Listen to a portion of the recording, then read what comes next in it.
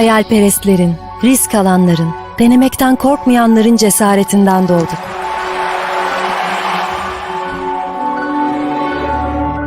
Bizi asla yarı yolda bırakmayan o sesin rehberliğiyle ilerlemeye ve öğrenmeye devam ediyoruz. Bunun için varız. Bu yüzden gece geç saatlere kadar lambalarımız sönmez. Elveda demek hem hüzün hem de gurur verir. Her şeyi sorgulayarak ve merakımızı besleyerek, dayanıklılığımızı test ederek,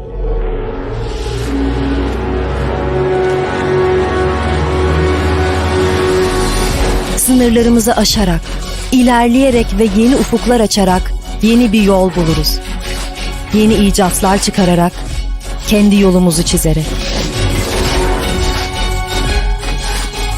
Burası fikirlerin doğduğu ve yeni fikirleri doğurduğu, bizim de doğduğumuz, birlikte büyüdüğümüz ve yükseldiğimiz yer. Burası Yakın Doğu Üniversitesi.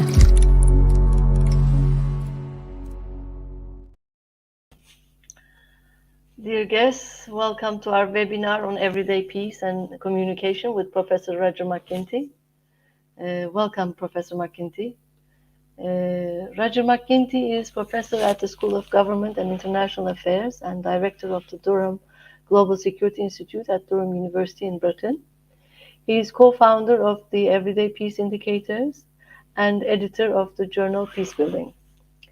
His latest book is Everyday Peace: How So-Called Ordinary People Can Disrupt Violent Conflict.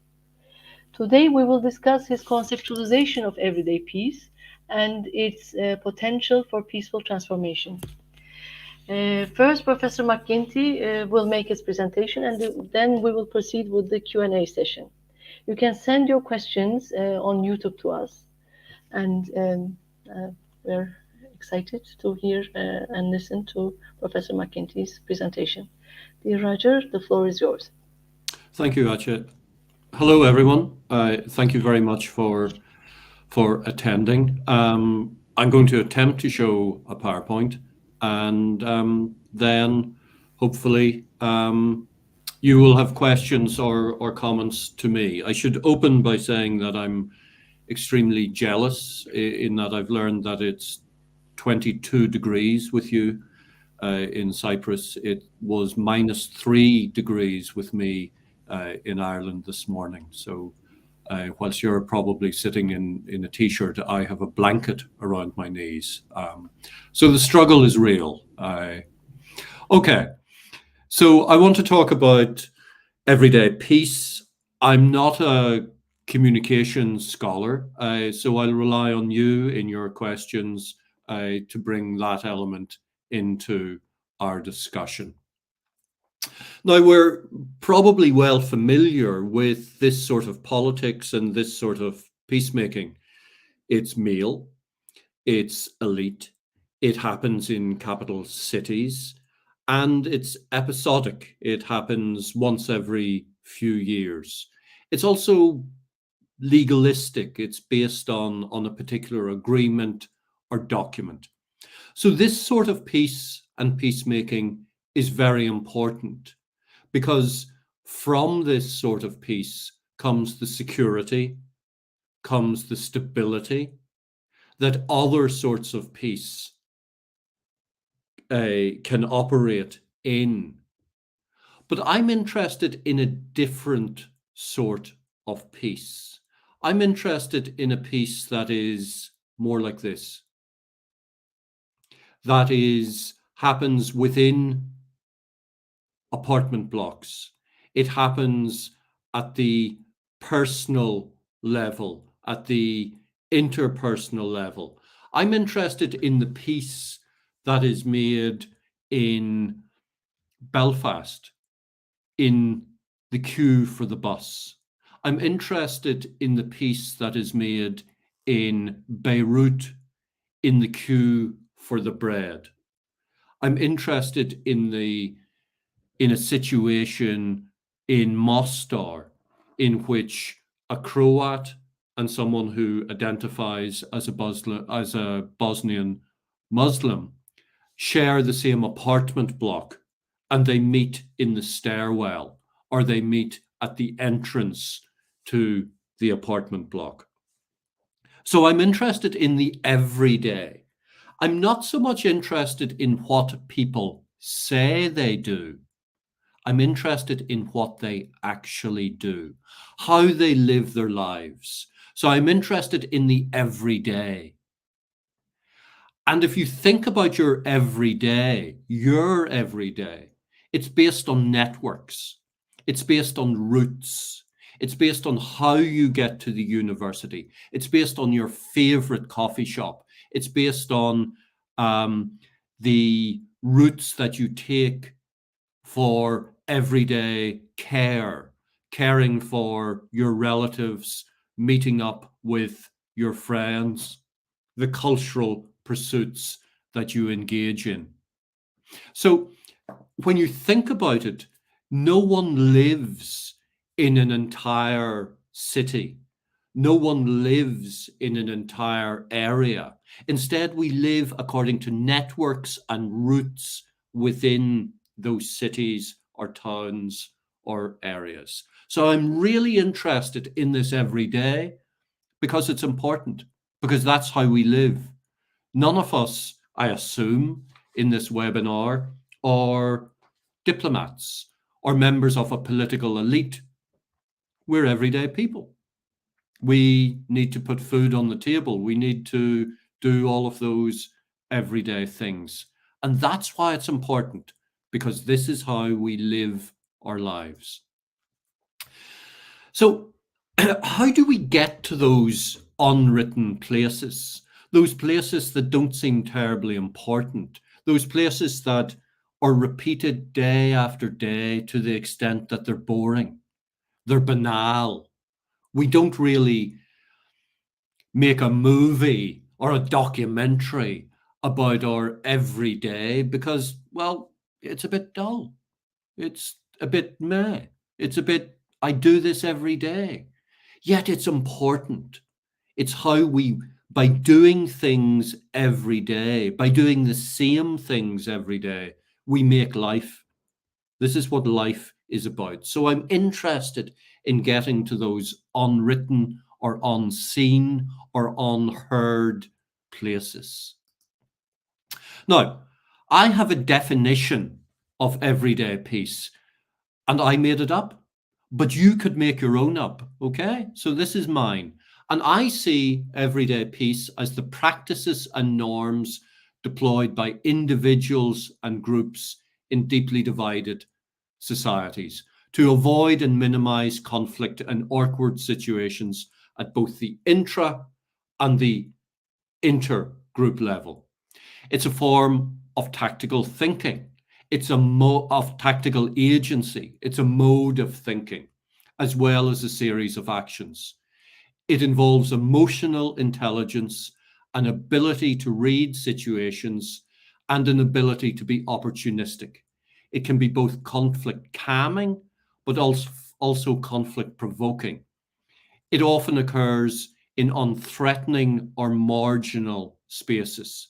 And whether it's actually a form of peace rather than mere toleration is open for debate. It can be seen as a form of power, what I call everyday peace power. And when you think about it, you use these skills every day. You use your emotional intelligence, your tactical agency. When you're walking across campus, you're using your skills of social identity and social categorization. You know when you're walking across campus who you want to speak to and who you want to avoid. You know that some person might be not your type of person, so you're going to avoid them. You spot people who are in your group. You might be on the same basketball team as them. You might share a cultural interest. You might come from the same home place.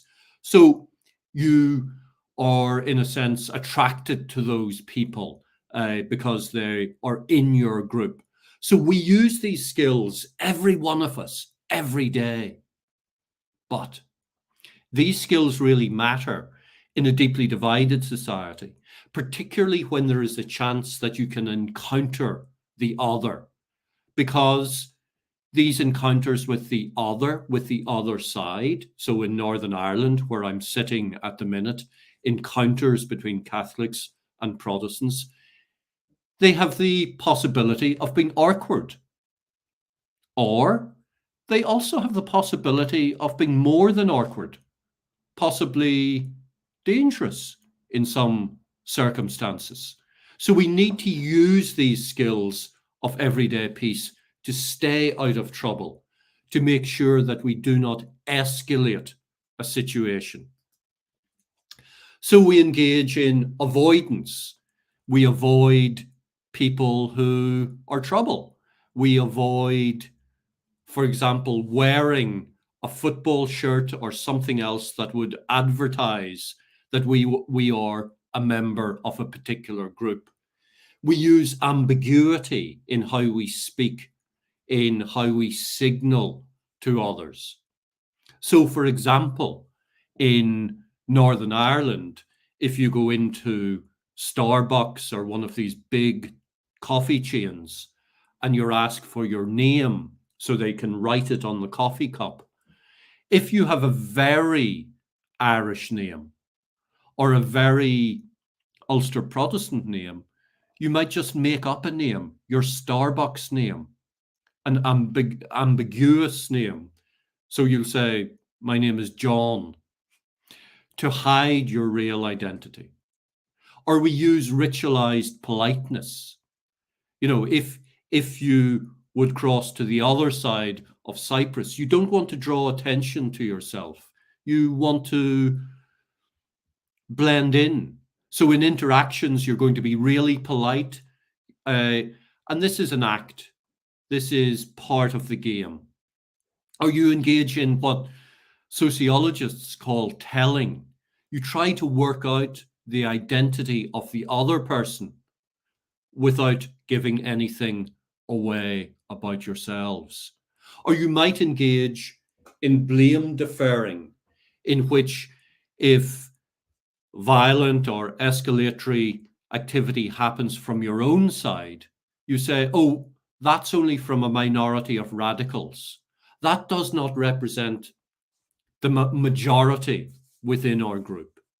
So we engage in these activities on a daily basis as a way of navigating through the awkwardness of life in a divided society.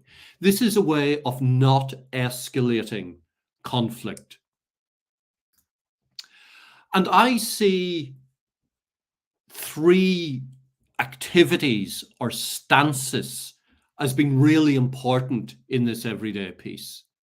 So we have sociality as the most basic, the weak form of everyday peace. And this is simply recognizing that people from the other side are human too. You know, they're the same as us. We all bleed red. We all have feelings. We can all suffer. So that's fairly basic. The other side are human just like me.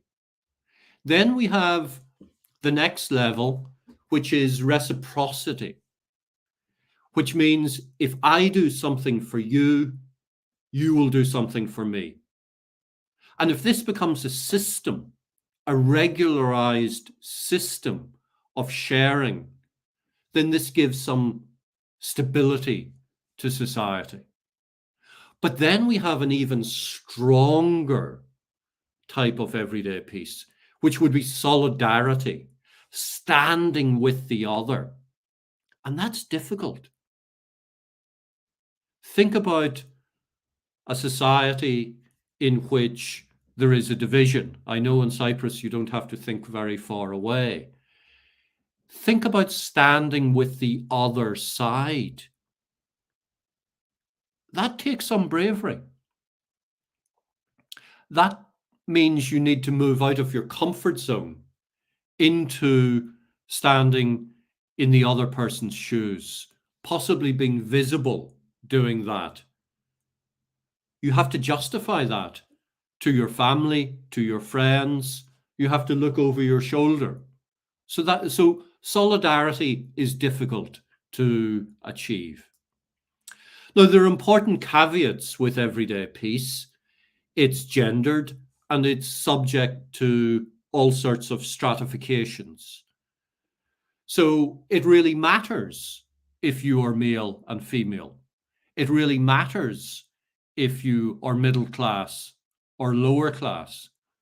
Life is easier if you are middle class. You have more opportunities of encounter with the other side. So context is vitally important. It's important that we don't romanticize the local. It's important that we are aware that at the local sphere, we can have exclusion, we can have violence, we can have patriarchy. So the local is not automatically good. I don't want to paint a picture that political leaders are bad and everyone below is not as bad. Society doesn't operate that way. We have good and bad at all levels. So how is this communicative? Well, I think these everyday strategies of peace or toleration or imitative, in that we can see other people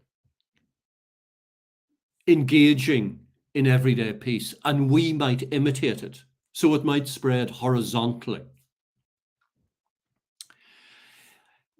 Everyday peace involves verbal cues, such as politeness, but also lots of non-verbal cues as well, lots of visual cues, whether it's how we dress or whether we wear badges.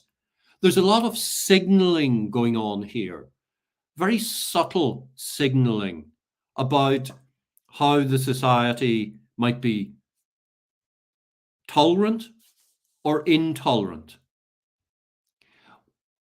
In a deeply divided society, we have heightened antennae. We are always looking for signs of security or insecurity, of change or stability. So, in a sense, our ability to receive information should be heightened. And that's a key part of communication. And also, just as there are influencers, whether elite political influencers or indeed social media influencers, we also have local influencers, people in our own communities who we imitate, who we look up to, who are charismatic individuals who live in our street, in our village, in our neighborhood. These are people we want to follow. We want to be like them. We can see them having social relations with people from the other side, and we think, if they can do it, well, maybe we can as well. And then finally, we have, I just want to flag everydaypeaceindicators.org. This is how myself and others have been trying to measure everyday peace over the past 10 or 12 years. And we've done this in 12 countries up until this point. And it raises the question of, how do you actually measure this? How do you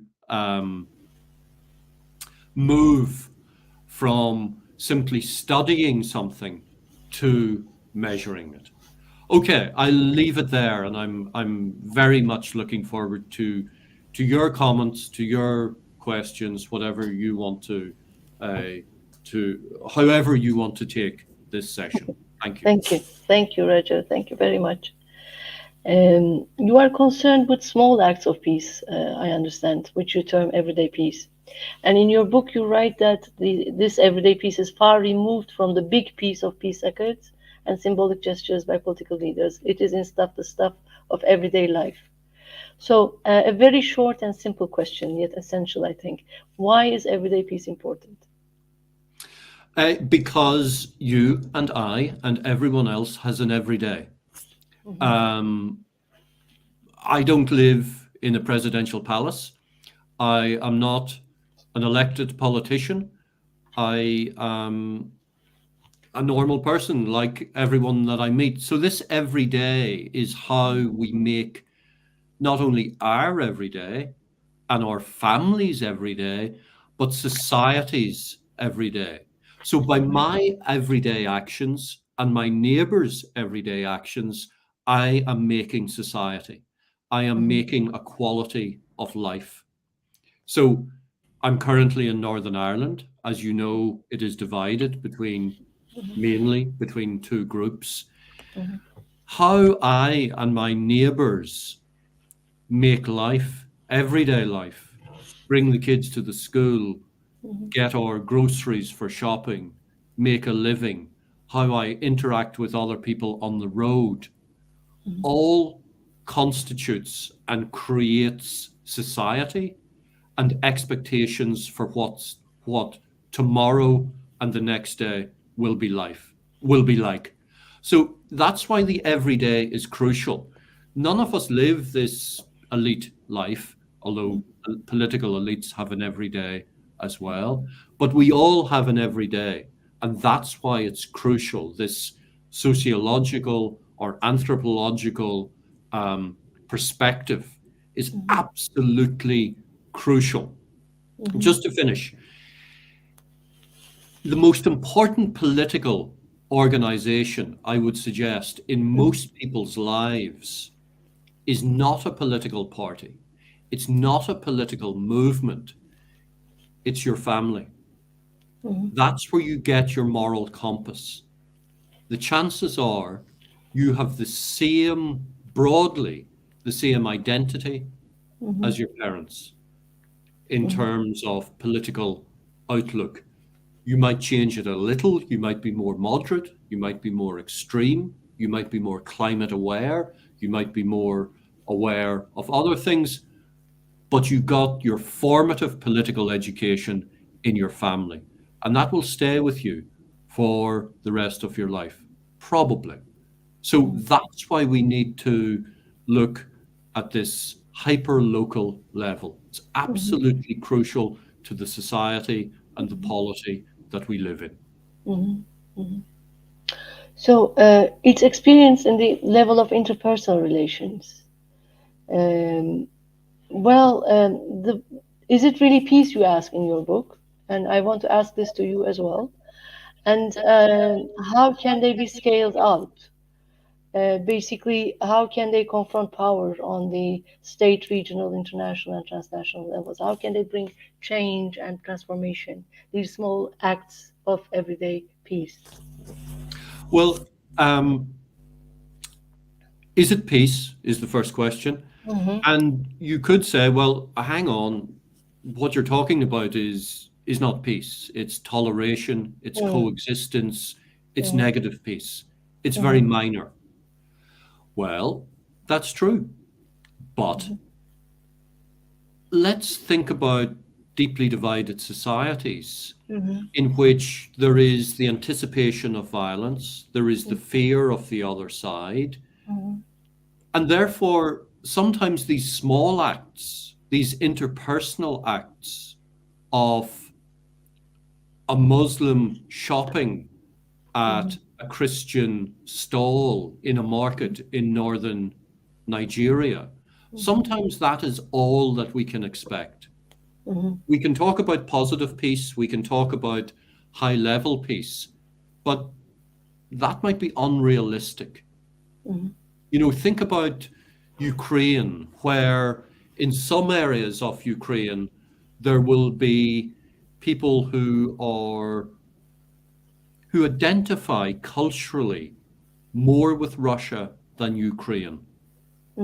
But they're keeping their head down. They're being quiet. Because if they're in Ukraine, which is clearly in a very defensive mode at the moment, it would be an uncomfortable place.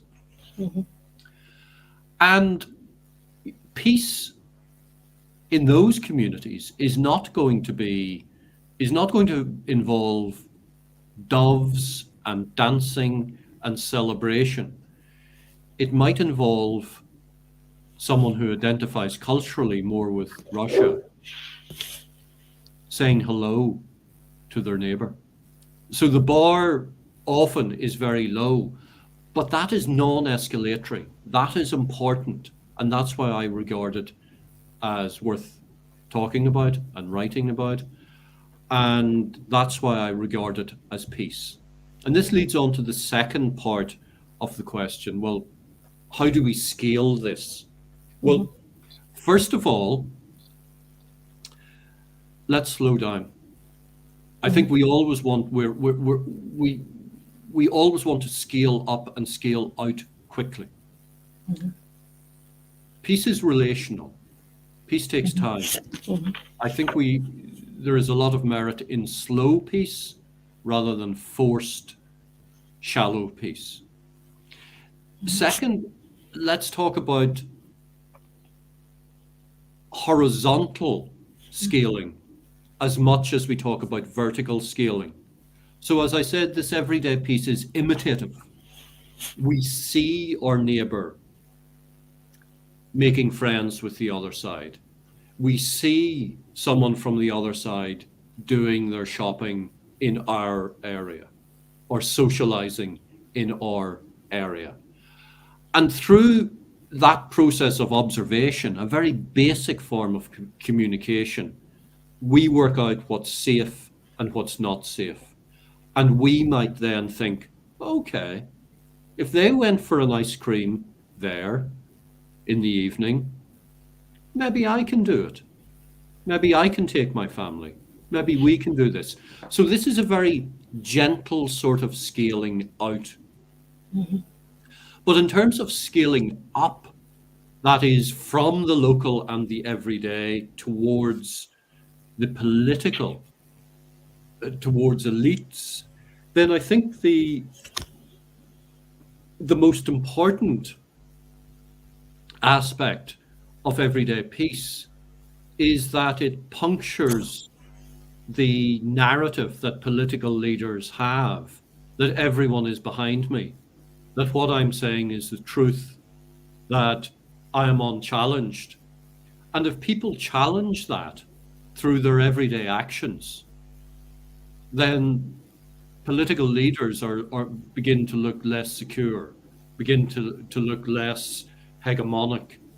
So when a political leader says, I speak for the nation, or I speak for everyone in my community, and someone behind is going, no, you don't.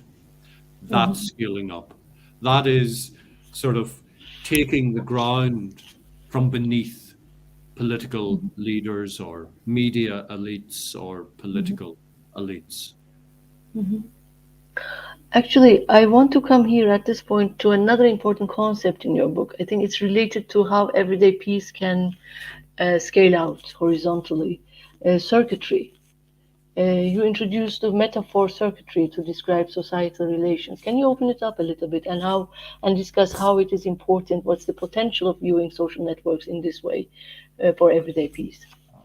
Well, I used the term circuitry really as a way to talk about networks and connectivity and how we're all connected. Clearly, in the digital era, those connections go much further afield. They're faster, they've been accelerated by technology. But even without technology or without digital technology, we are connected. First of all, there are very basic connections of humanity. There are other connections through family, through social networks, through cultural networks. And the point is that each one of us is in multiple networks, multiple circuits. And some of these circuits are very small and intimate and private. They might be family, but others connect in our region, nationally, internationally. So we need to be aware that we are in multiple networks and circuits. And some of these circuits are the space of resistance and dissent and innovation and a sort of social entrepreneurialism. And some of these circuits are very official and public and formal. And I think I use this notion of circuitry or networks as a way of noting the multiple connectivities in deeply divided societies. So, and forgive me, I have very limited knowledge of Cyprus. So in very broad brush terms, I realize that there is a division. But if you think about that division, in one way, yes, it's total, it's absolute, it's, there's the north and the south, there's, Turkish and Greek, etc., etc. But think of the ways that there are connectivities. So, for example, on both sides of the island, there are very many people who support Manchester United Football Club or Liverpool Football Club or, other cultures. There are mad Taylor Swift fans and whatever, people into various cultural genres. So we can think of connectivities, we can think of commonalities. And if we think about those commonalities, those connectivities, then we begin to realize that, hang on, division is not total. Division is not absolute. There are elements of sociality, elements in which people are connected. And those are opportunities to undercut absolutist leaders and politicians.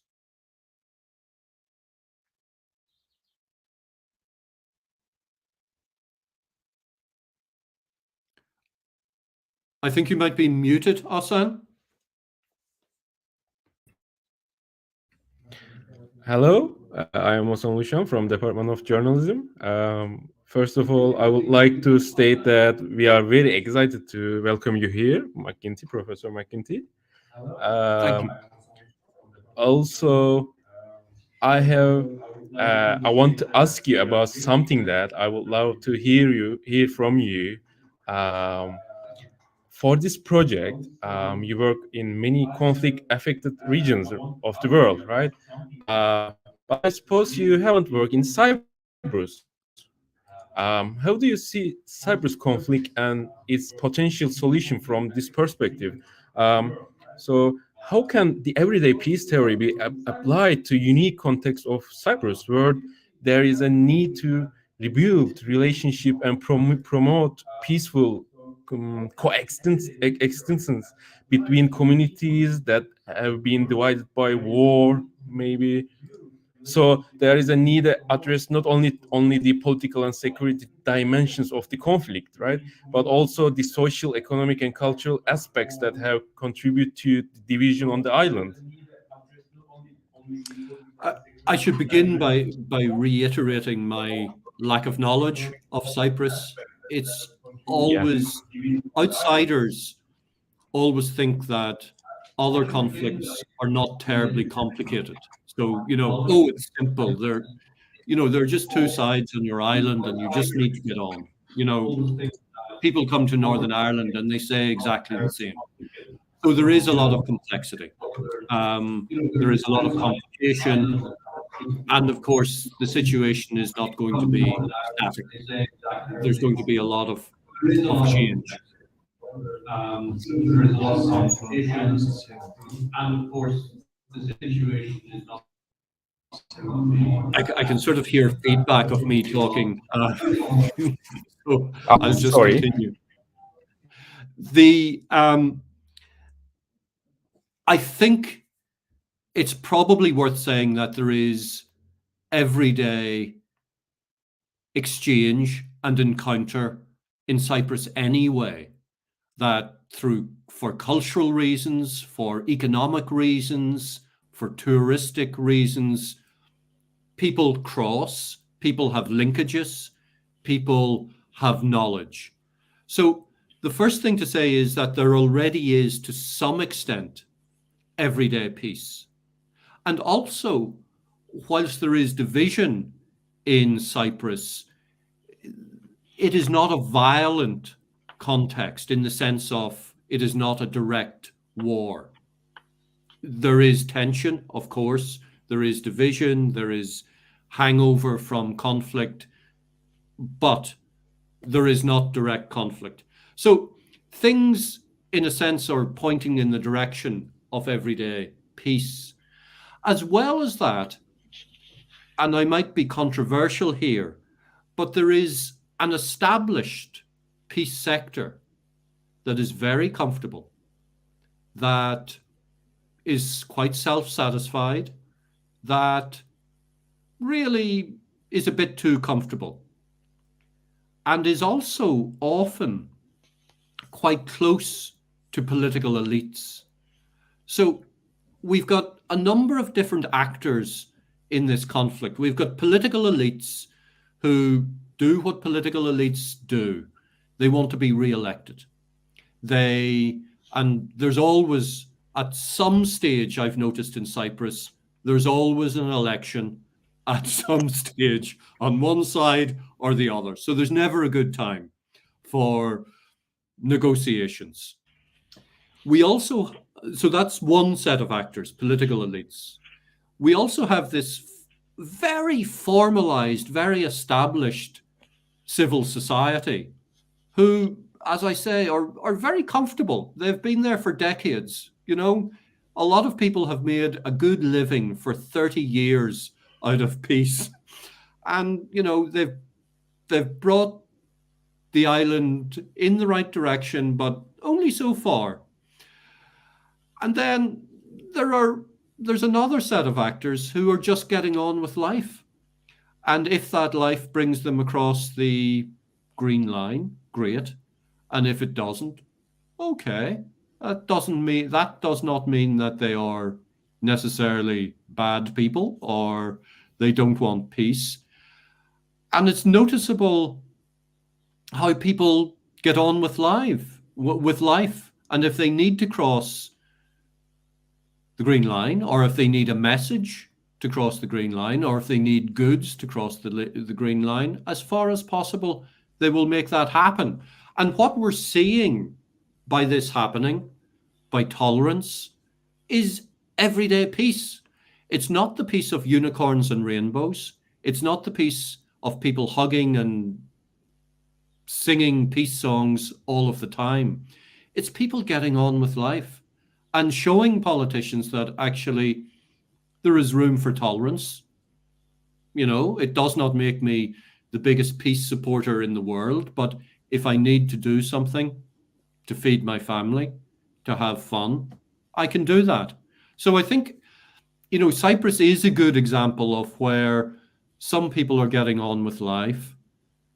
That involves encounter with the other side, that involves trade with the other side.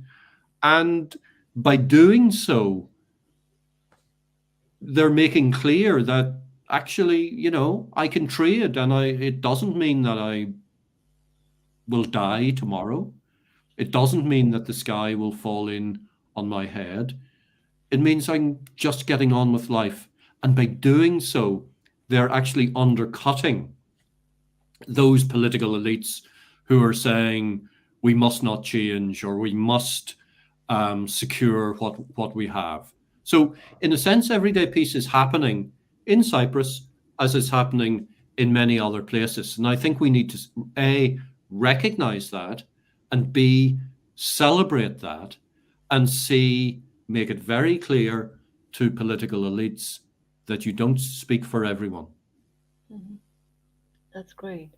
So it also perhaps shows that there's a potential for a peace accord as well at the at the political level, because there's interaction between communities. I had mentioned to you earlier about this Tango community project that I want to Yes. from. There's a tango community, and there are people from the south coming to the north, and vice versa, and they just dance together, and an intimate dance, tango. They do the tango together, and there's tolerance, but more than tolerance actually. It shows, I mean, sociality perhaps, yes, there's sociality, but more than sociality. It's an and it's on its own. It's not. It appeared. It emerged on its own. Not by. It's not a project. It's not an NGO project, a peace building project. It appeared on its own. It's interesting. So you talked about sociality, reciprocity, and solidarity, and you mentioned that sociality refers to weak everyday peace, reciprocity moderate, and so solidarity strong. So if you have, I mean, from a distance you're observing Cyprus, but can you somehow tell us how you see in which level we are? Sociality, reciprocity, or solidarity? Perhaps not, we haven't perhaps, or some can answer this as well. Perhaps we haven't so much reached solidarity, but are we in the reciprocity phase, do you think? Let's hear from Osam. Yeah, I think my professor mentioned before, I think we have a lot of indicators of the everyday peace in Cyprus. So instead of answering this, I want to question to McGinty relationship. Your question, what could be indicators of everyday peace in Cyprus?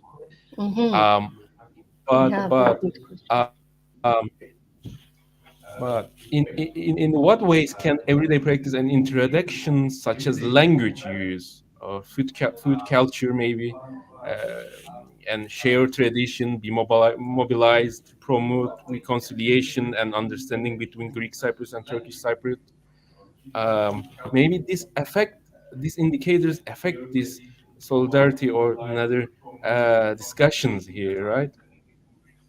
This answer directly affecting your question, I think. I think an indicator of peace is tango for peace, and the wonderful thing is, I'm sure, Ayça, when whether it's tango or linked to food culture or any other pursuit, it's not advertised as tango for peace. It's just tango, and that could be. It could relate to drill music or hip hop or absolutely anything, and certainly if Cyprus is like Northern Ireland, if you put the word peace or reconciliation in the title of anything, it will die. People are sick of being lectured about peace and reconciliation. But if you let people get on with life, if you let them get on with tango or drill music or you name it, whatever cultural pursuit or economic pursuit or tourist pursuit, they will get on with it. And this is imitative. It is. It's worth noting that some people will be more tolerant than others. So it's not the case, I think, that we could say that Cyprus is in a sociality phase or a reciprocal phase or a solidarity phase. It's the case that some people might be engaged in sociality and other people might be more advanced and be in a reciprocal phase, and other people might be in the solidarity phase. So different people will be at different levels at different times on different issues. So it's complicated. So people who engage in the tango, in that space, they might engage in politeness, they might engage in solidarity, they might, I don't know, maybe someone's dancing shoes are damaged and someone will say, oh, I know who can mend them. I will take them Sure. and bring them back next week. So that's a lovely example of sociality, of reciprocity, possibly even solidarity. But that person can also be quite sectarian at different times on different issues. So all of us are awkward, all of us are complex. But also, it's worth unpacking the notion of political leaders and this notion of leadership. Because what I find in a number of societies is that people on the ground are actually more tolerant than political leaders. And therefore, political leaders need to become political followers. Often they're late to the party. Often they observe what people are doing on the ground and they think, oh, maybe I should say something about that. Maybe I should get in on the act. Or they feel threatened by this everyday piece, this everyday sociality. And they try to secure the base. So they use language that is inflammatory. They use language that might be nationalistic to try to undercut these everyday interactions. Yes, we have some questions from Nozi Busiso Dlamini. Sorry if I pronounced her name not correctly. It says, she says, how can everyday peace be used to challenge and transform oppressive power structures in societies where peace is not truly peace? And what are the practical implications for promoting human rights in such contexts, she asks. I think this is a really good question because we have, as you say, power structures. Often these power structures are deeply embedded. They are reinforced by patriarchy, by established interests. And there are some societies in which, let's face it, there are men with guns who are in checkpoints, who are authoritarian. And frankly, everyday peace is going to struggle in societies like that. There is also physical division. You know, think about Georgia and South Ossetia, or think about Israel, Palestine, in which encounter between different groups is actually very difficult because there are very few opportunities for people of different groups to meet. But there still can be opportunities in many societies for these private networks. Remember, I talked about circuits, and some of these circuits are private. They happen in marginal spaces. They happen away from government surveillance. And that might give opportunities for people from different groups to encounter one another, to show civility to one another. So it is not a case of everyday peace directly confronting power structures. It is instead about going around power structures or operating outside of the surveillance of power structures. And whilst everyday peace may not directly, it's not going to operate in the legal realm and therefore have much to say formally about human rights, to answer the second part of your question. But it can, by people's everyday actions and interactions, it can set a baseline for what is acceptable and unacceptable in the society. It can demonstrate that actually we should treat people from the other side as equal. Actually, we should expect a certain standard from the police or the security forces. Just by everyday actions, by everyday encounters, this is signaling or broadcasting what society should look like. And sometimes that can illustrate to the state what's acceptable and unacceptable. So therefore, if we look at societies like Mali or Myanmar or Belarus, in which there is a lot of authoritarianism, by everyday actions, we can see, we can monitor whether people actually support this or not, whether people are in favor of authoritarianism or they're trying to get by and make a better or improved life under authoritarianism. Thank you. We have another question and comment by Engin Baysen. He says, I think what you're suggesting is to begin with the family to accomplish peace, but it seems to me that this is tried but was not successful. And he continues, can we invent an approach to project us from the family to the neighbors and to the world in total? I'm not only talking about the family. The families are weird. Every family is a cult. Mm-hmm. Every family has its own language. Not all families are perfect. Families can also be a site of patriarchy, exclusion, and abuse. But most of us live in or with a family.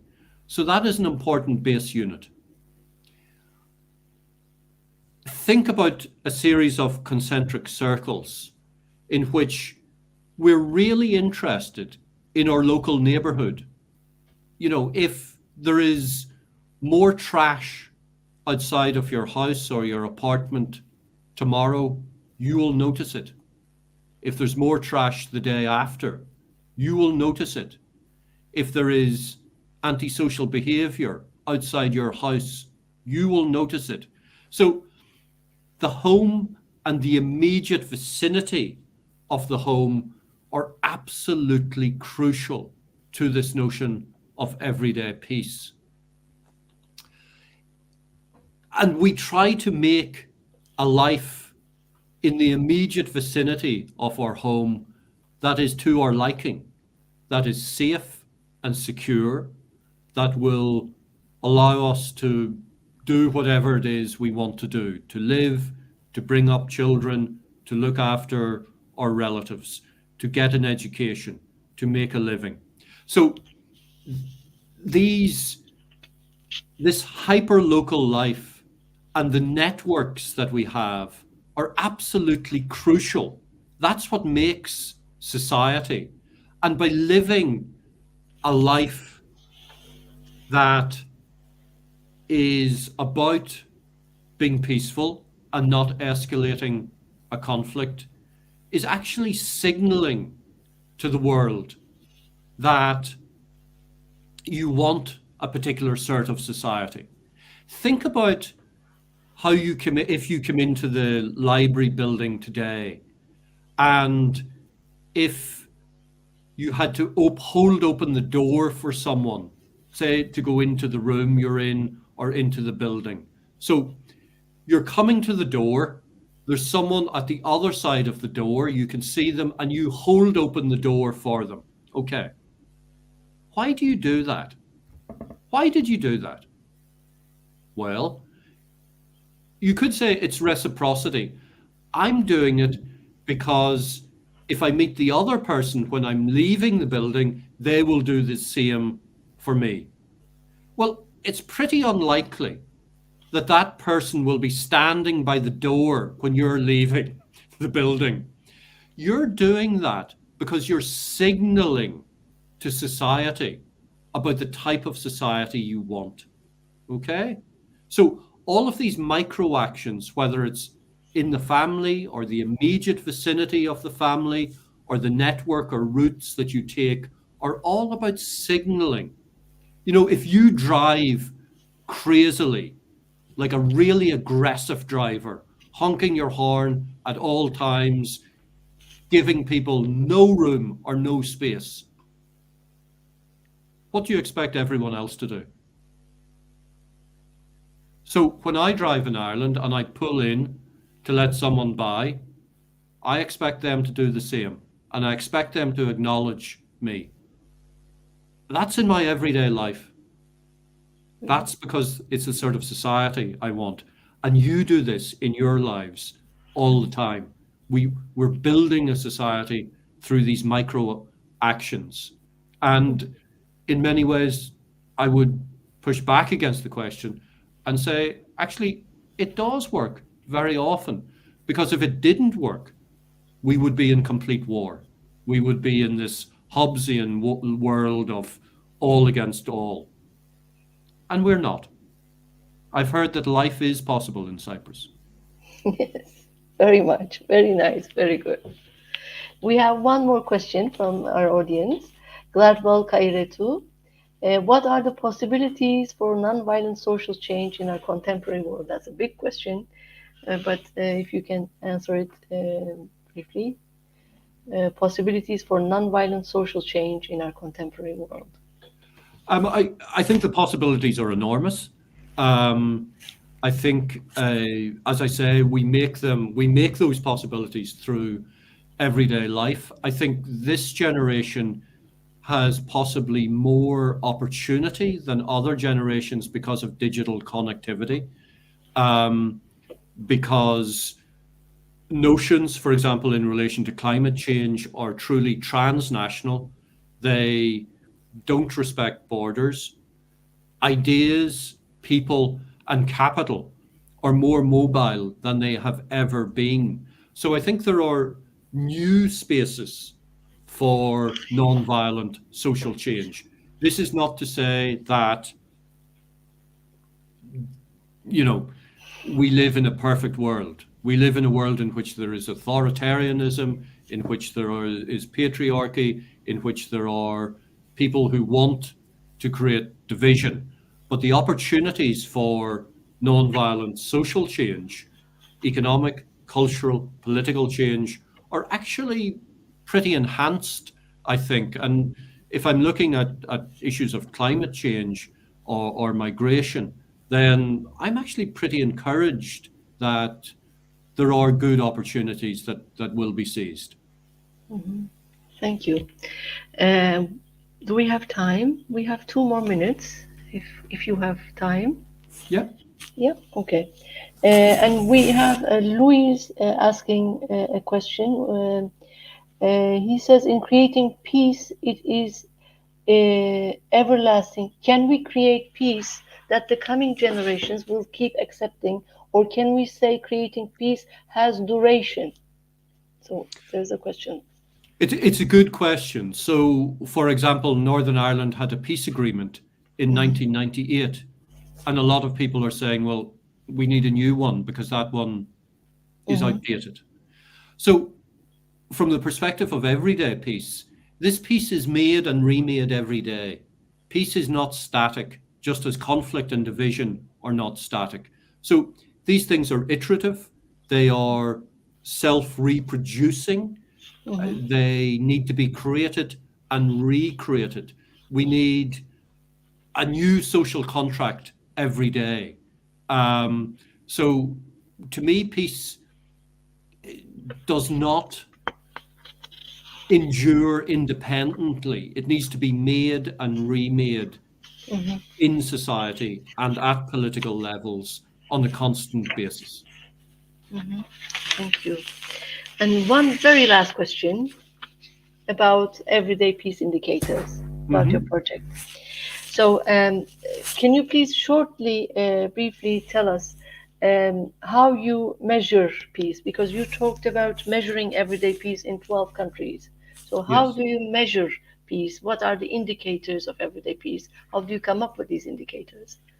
The big difference between our indicators and other indicators is we ask people, what are your indicators of peace or change? So we community source indicators rather than me in this room inventing indicators. and going to somewhere like Cyprus and saying, these are your indicators. Instead, we sit in focus groups with communities and we say, if you notice change in your area, what would that look like? So that's how we do it. We ask people, we inductively crowdsource indicators from communities. Thank you very much. All right, thank you very much, Professor McGinty and Osan. Thank you. It was, I think it was, I learned on Everyday Peace, and I'm very much thankful to you, Roger. And, You're welcome. And we hope to continue this collaboration in future. Good. And okay.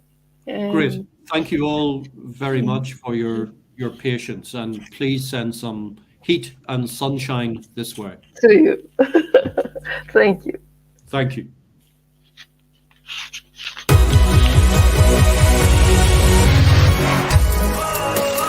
Catching a bus, never nothing when it's real, yeah.